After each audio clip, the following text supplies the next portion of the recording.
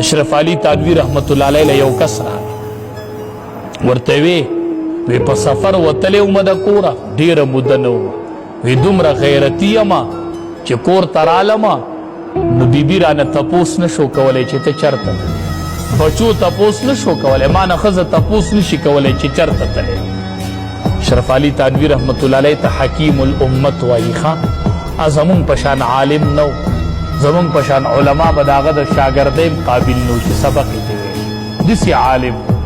هغه ورته وایي نن دې زما په مخ کې دا خوی ذکر که خو بیا چرته دا ذکر نه کې په دې خوی بیا فخر ونه کړي ورته ویې ولې وی دا د زناورو خوی دی زما په مخ کې بیا ونه وایي چرته وی چې زناور د بار نه رادنده شي نو کور کې بیبي او بچي پټ شي وي زناور راغې څوک ونه چقي چرته وی دا خوی دی ته په دې فخر کوې چې ته د